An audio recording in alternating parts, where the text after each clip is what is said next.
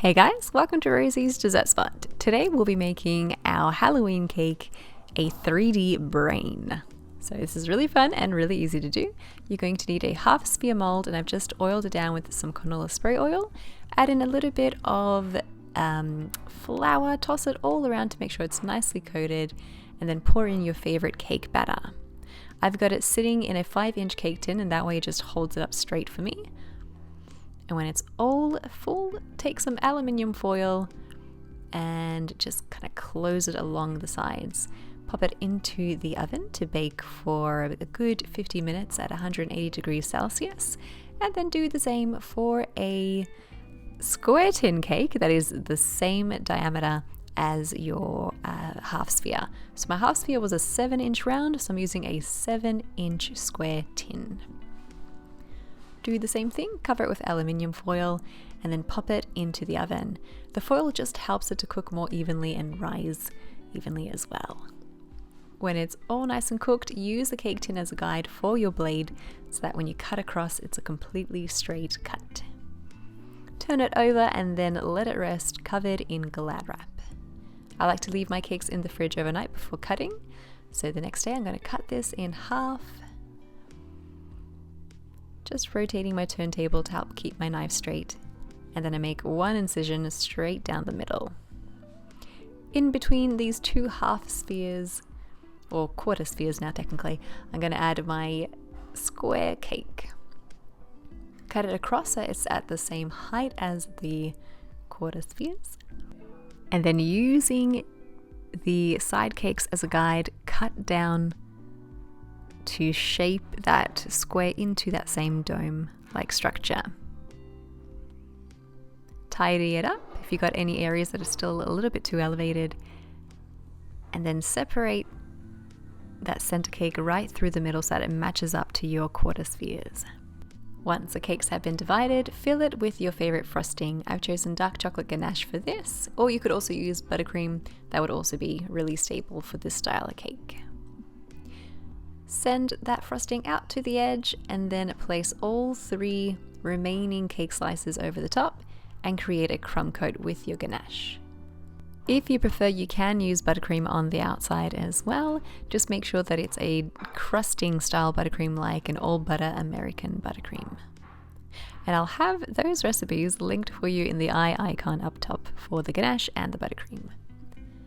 Once you're happy with the coverage, you can smooth it out with an acetate sheet or with your little spatula. Pop it into the fridge to set for a good 20 minutes, and then apply your final layer of frosting and just smoothing it out just like you did before. Since the entire cake is going to be covered in these convoluted tubes of fondant, it doesn't really matter if it's a super smooth finish, so don't be too pedantic about it, don't stress too much. But if you did want to practice, just keep filling in those spaces and then smooth it out with your acetate sheet.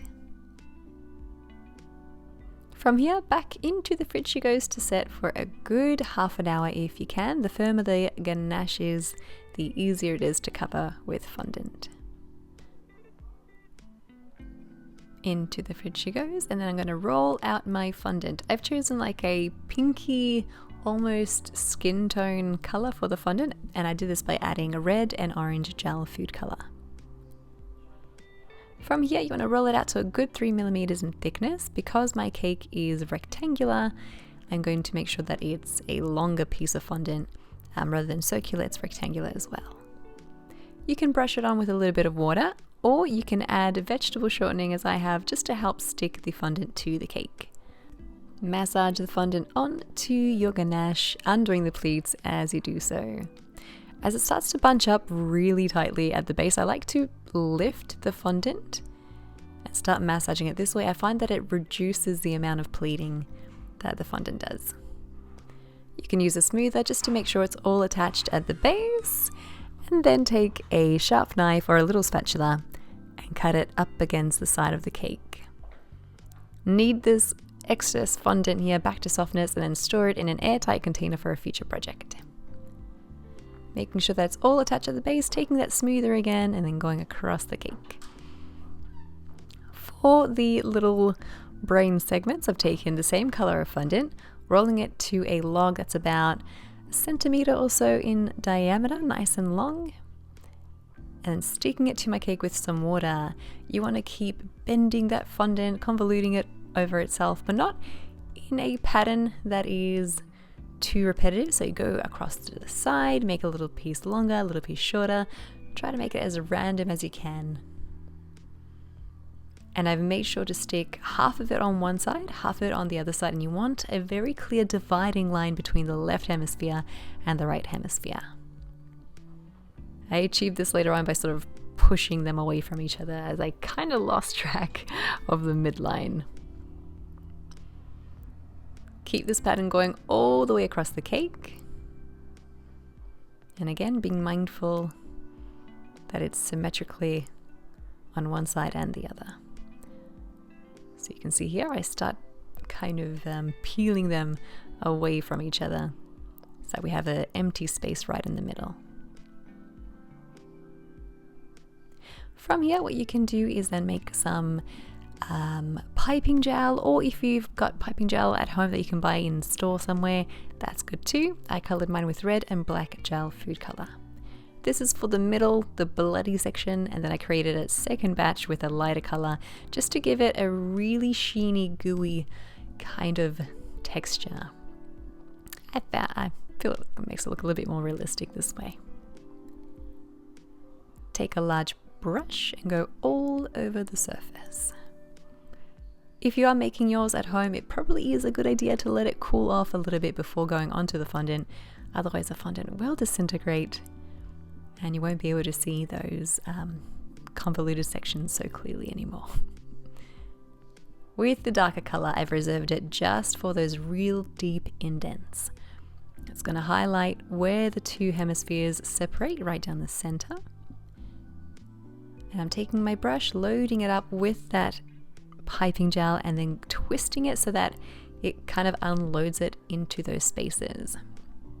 Go between the large curves right inside the convoluted brain sections and then brush it off. You'll notice that as you brush over the whole surface, the deeper areas remain nice and dark, and then the top areas just look all bloody and gooey.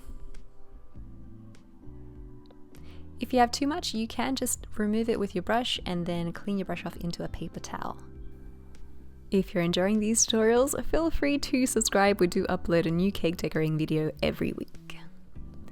And that's it. That is how you make a 3D brain cake. Super fun, super easy. If you wanted to jazz it up a little bit more, you totally can.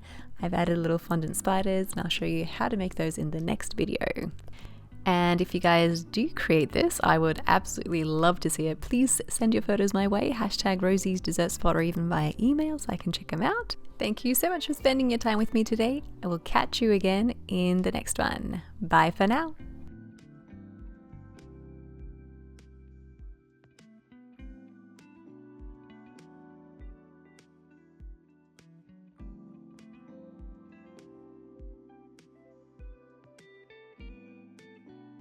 Hi guys, Rosie here from Rosie's Dessert Spot. I've been creating free online cake decorating resources and tutorials for over a few years now, and I've had so many questions related to classes. I am in the process of recording new courses, but thought I'd let you guys know about the current setup we have with Retrieve. So the good people at Retrieve have sifted through most of my sought after and informative content, and they set up 3 functional, easy to use guides that have been translated into different languages like Spanish and French, for example. What makes these guides so unique is their efficiency and their usability. So you can literally ask the questions at the system and it'll save you many hours searching and sifting through the content in the guide, and it'll supply you the specific piece of information you're looking for. So for example, what temperature should I bake my cake or my macarons?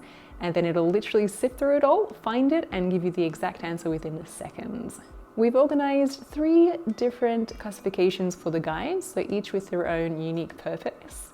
And we have the frosting recipe guide, which will guide you through my favorite frosting recipes that I recommend, a guide on buttercream decorating, and then my personal favorite, the long form decorating guide, which is a collection of the live streams that walk you through the nitty-gritty details that I've prepared over the years. And now it's with ease of searchability for specific instructions and details. These guides are available for purchase as individuals, or you can buy them as a set or a bundle package. I'll be sure to leave a link in the description if you would like to check those out, and I'll be adding more to the collection as we go, along with exclusive courses as well that I'm recording. So the long form, full-on courses I'll plan to have on here as well in different languages for you too. I cannot wait to share those with you, hopefully soon. Thank you so much for watching, and we'll catch you in the next one.